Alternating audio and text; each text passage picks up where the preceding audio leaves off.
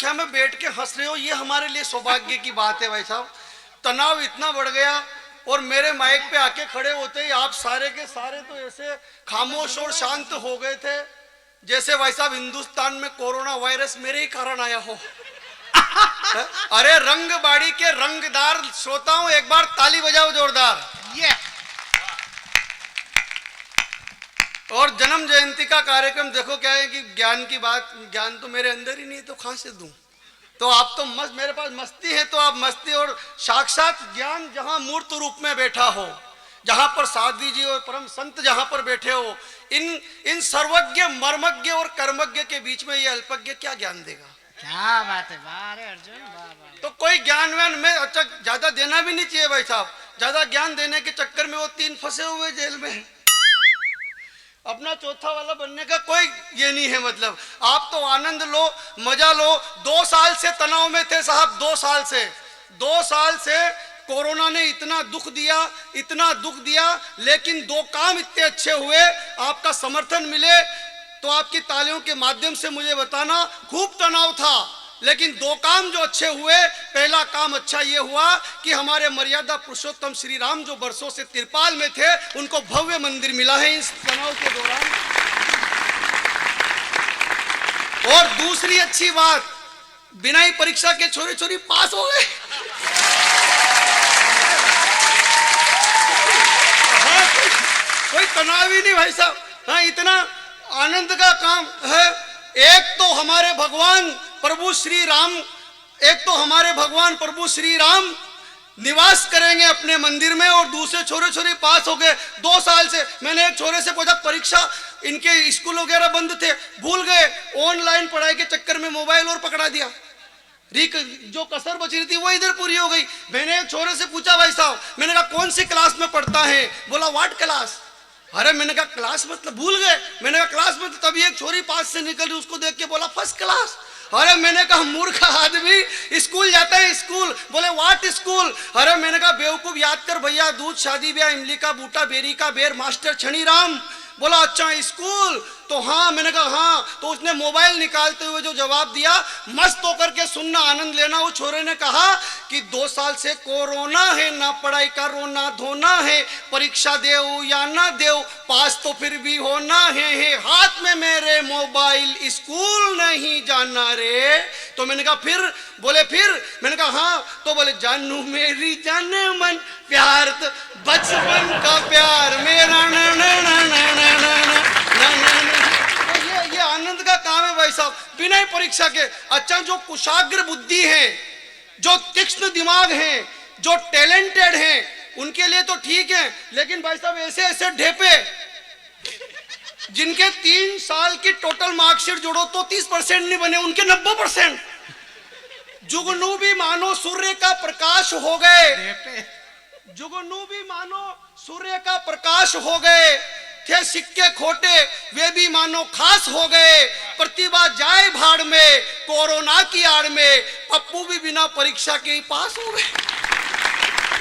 नहीं, बाप वो वाले पप्पू के बारे में मत सोचो, पप्पू बोलते पहले वहीं जाते हैं सब। लेकिन साहब आनंद का काम है, मस्ती का काम है। आप थोड़े संख्या में कम थे तो थोड़ा डर लग रहा था, लेकिन कोई दिक्कत नहीं है। प्रोग्राम बहुत कम, हमारे कम प्रोग्राम हो गए हैं, ये भी हमारे लिए दुख की बात है, लेकिन कोई दिक्कत नहीं। धीरे धीरे अटल जी की जन्म जयंती से प्रोग्राम की शुरुआत हो रही है, तो मैं मानता हूं कि ये खूब ज़्यादा प्रोग्राम होंगे और चलते रहेंगे। और मुझे तो मालूम है ऑडियंस चाहे कितनी भी हो भाई साहब, कोई दिक्कत नहीं आती मुझे। एक जगह मैंने आंखें बंद करके कविता सुनाई आधे घंटे तक, आंखें खोल के देखा तो 2 आदमी बैठे हुए। अरे मैंने कहा तुम ही हो शब्दों के पारखी, कविताओं के ज्ञाता, साहित्य के मर्मज्ञ। उसने कहा मर्मज्ञ फर्मज्ञ छोड़, ये टेंट वाला और मैं माइक वाला, तू तेरा समेटे तो हम अपना समेटे। एक जगह ऐसे आधे घंटे तक आंखें बंद करके कविता सुनाई तो सामने एक ही बैठा। अरे मैंने कहा तुम हिंदू हो तो मेरे लिए भगवान हो, मुसलमान हो तो आप साक्षात पैगंबर है। वो बोला चुप, मैं भी कवि, तेरे बाद मेरा नंबर है। तो हमारी स्थिति तो ये हो गई। आप तो आनंद के साथ सुनो, मस्ती के साथ सुनिए इस कवि सम्मेलन को और खुशनुमा बनाइए। दम है आपके हाथों में जरा दिखाइए, और सुनना चाहते हो यदि अर्जुन अल्लड़ को मस्ती से तो एक बार जोरदार तालियां बजाइए। और माइक वाले भाई साहब इसका थोड़ा बेस बढ़ाइए, क्योंकि बेबी को बहुत आध्यात्मिक हो आप। प्रणाम। बढ़ा दिया क्या? मैं तो मजाक कर रहा था। हमें हमारी लुगाइयां सीरियस नहीं लेती, तुम क्यों लोड ले रहे हो?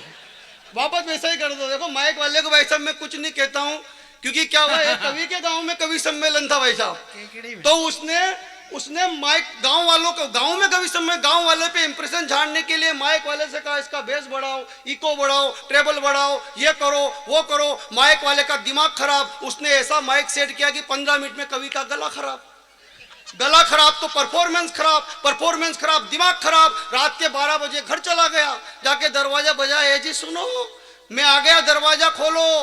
तो अंदर से आवाज आई कि दरवाजा तो खुल रहा है, आप तो अंदर ही चले आओ, वैसे भी सोनू के पापा तो गए प्रोग्राम में। तो देखो क्या है कि आप अपने हिसाब से सेट करो, क्योंकि बेबी को ये मस्ती का काम आनंद के साथ सुनो। आप तो तनाव की मैं बात नहीं करता हूं कि बेबी को ट्रेबल से ज्यादा बेस पसंद है, गुजर को गाई से ज्यादा बेस पसंद है, वकीलों को जमानत से ज्यादा केस पसंद है, सल्लू को अनुष्का से ज्यादा ऐश पसंद है, केजरीवाल को विकास से ज्यादा कलेश पसंद है, और हमारे नरेंद्र मोदी जी को पत्नी से ज्यादा देश पसंद है।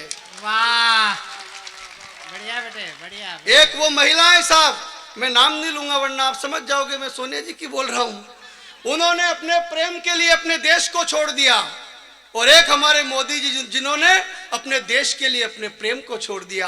लेकिन आपकी तालियां घनघोर फिर बजेगी, किसी को कुछ भी पसंद हो, हमें क्या पसंद है, आपको क्या पसंद है, कि बेबी को ट्रेबल से ज्यादा बेस पसंद है, गुजर को गाई से ज्यादा बेस पसंद है, वकीलों को जमानत से ज्यादा केस पसंद है, सल्लू को अनुष्का से ज्यादा ऐश पसंद है, केजरीवाल को विकास से ज्यादा कलेश पसंद है, नरेंद्र मोदी जी को पत्नी से ज्यादा देश पसंद है। लेकिन जिनके भीतर राष्ट्रवाद का जज्बा जिंदा है, उन सभी को भगत सिंह और पंडित चंद्रशेखर आजाद के संदेश पसंद है। बढ़िया भाई दरबार। उन सभी को तो क्या है कि, लेकिन अपना तो तनाव नहीं, आप मस्त रहो बस। मेरी तो हालत यह है कि मेरी किस्मत ही मेरी तकदीर हो गई, इतने खत लिखे कम्युनिको की रद्दी बेचकर ही अमीर हो गई। तो अपना तो आनंद का काम है।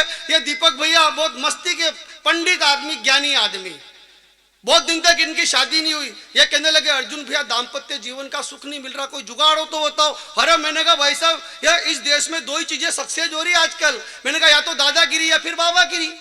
मैंने कहा या तो किसी बाबा से मिलो, फर्जी बाबा बहुत सारे इस देश में है। तो बोले कि नहीं यार ये बाबा वाला ही आइडिया ठीक है। ये चले गए एक बाबा के पास, जाके बोले बाबा मेरी मुराद पूरी करो। बाबा ने कहा क्या चाहिए? ये बोले लड़की। बाबा ने कहा कि जा अगर तू हिंदू हुआ तो सोनाक्षी सिन्हा मिलेगी, मुसलमान हुआ तो जोया खान मिलेगी, सिख हुआ तो अमृता सिंह मिलेगी, ईसाई हुआ तो जेनिफर लोपेज मिलेगी, तेरा नाम बता बच्चे। अब ये ज्ञानी आदमी ये फट बोले जी मेरा नाम है श्री अब्दुल दीपक पारिक सिंह फर्नांडिस।